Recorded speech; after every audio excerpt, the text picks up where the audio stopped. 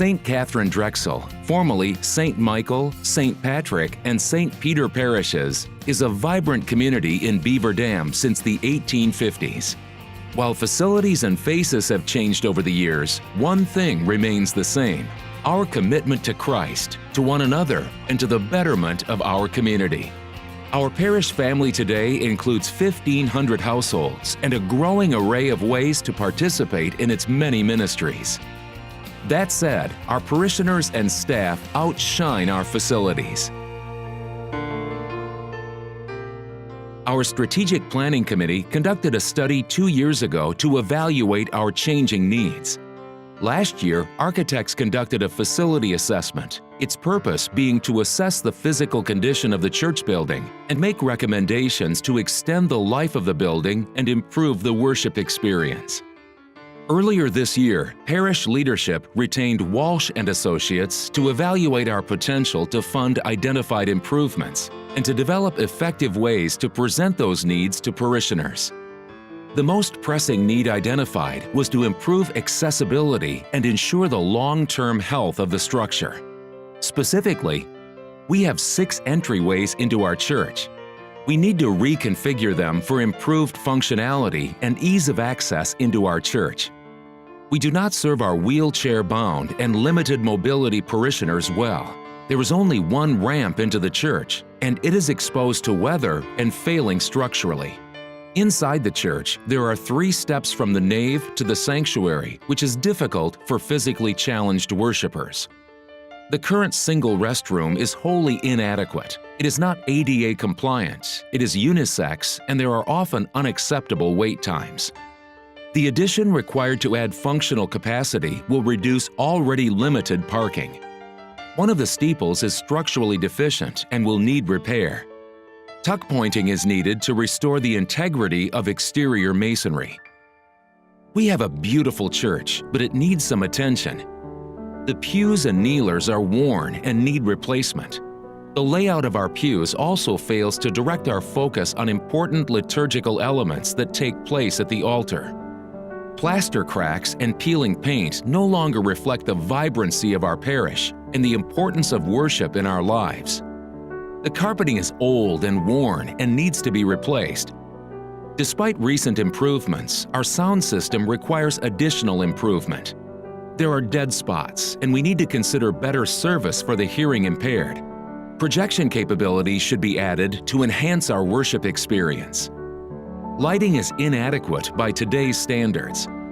Brighter and more desirable color temperatures can improve our worship experience immensely. The altar needs to be visible to the choir. Currently, a column obstructs their view of the liturgical heart of a Mass.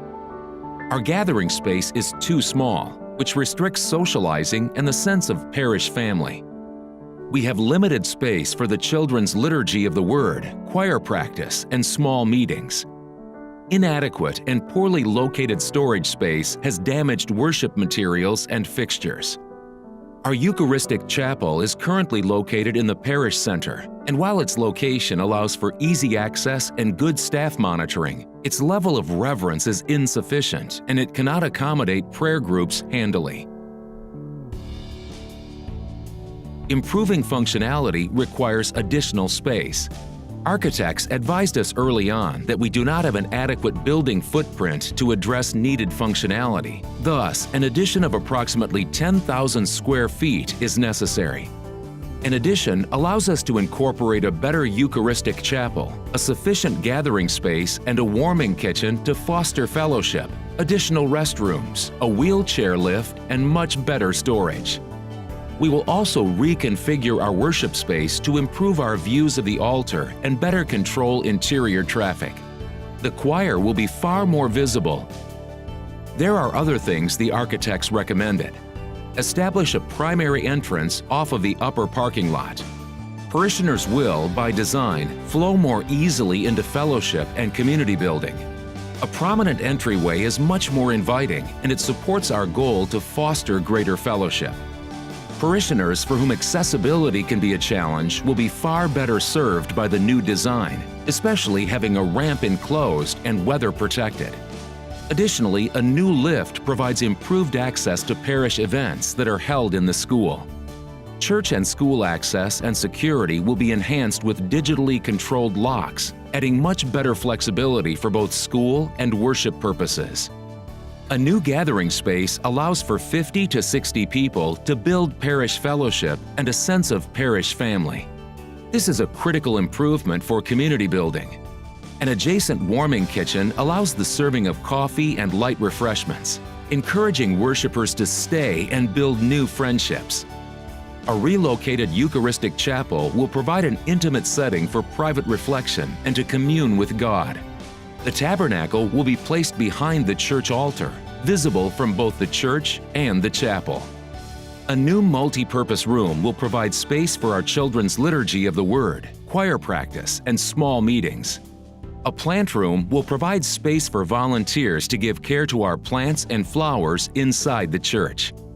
Improved storage and a new entrance to the church basement will be established adjacent to the multi-purpose room, reducing the potential for damage to seasonal liturgical elements. The exterior needs some attention too.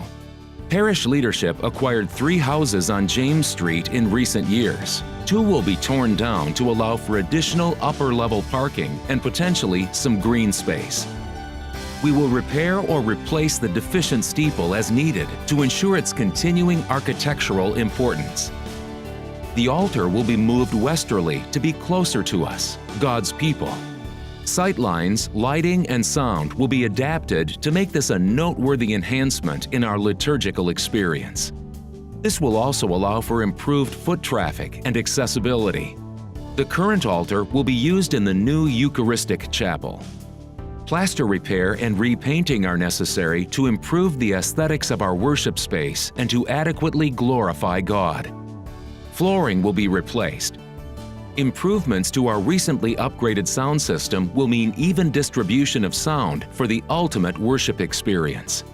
The addition of hearing loops will also greatly benefit those with hearing impairments.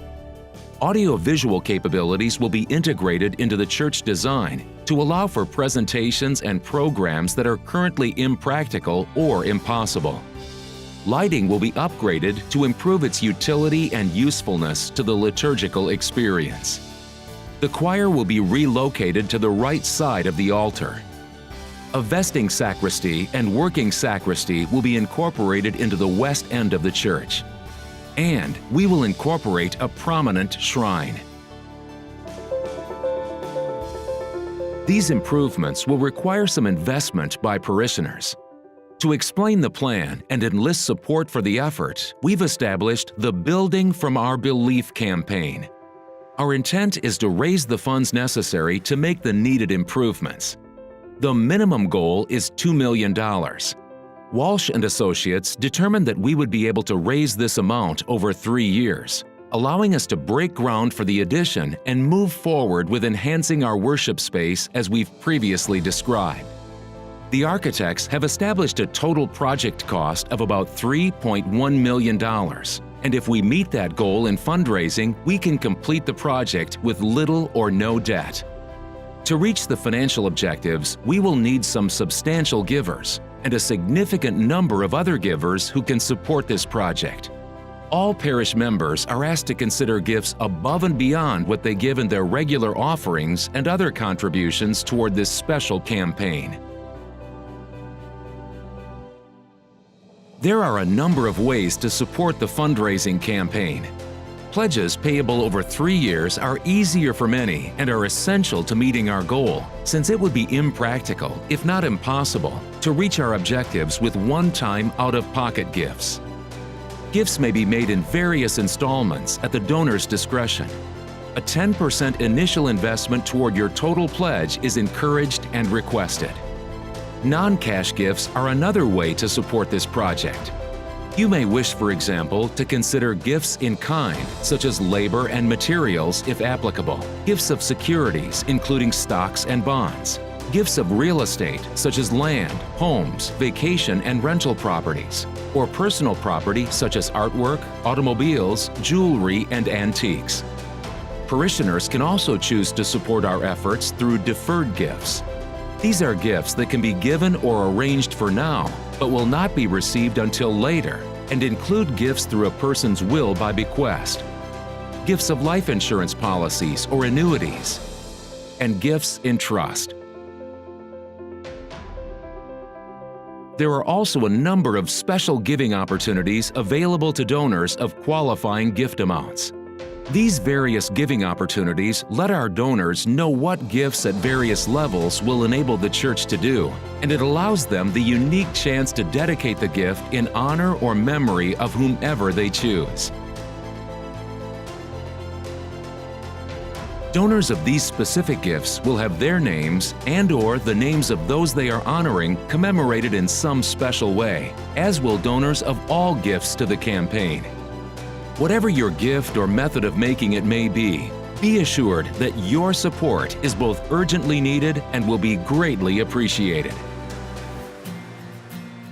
Through the prayerful, volunteer, and financial support of many, and the extraordinary support of a few, we will meet our fundraising goals. And as a result, our past will only be prologue to an even more fruitful future here at St. Katharine Drexel. Won't you please join us in this exciting and essential effort to better ourselves and service to one another, to our community, and to Christ?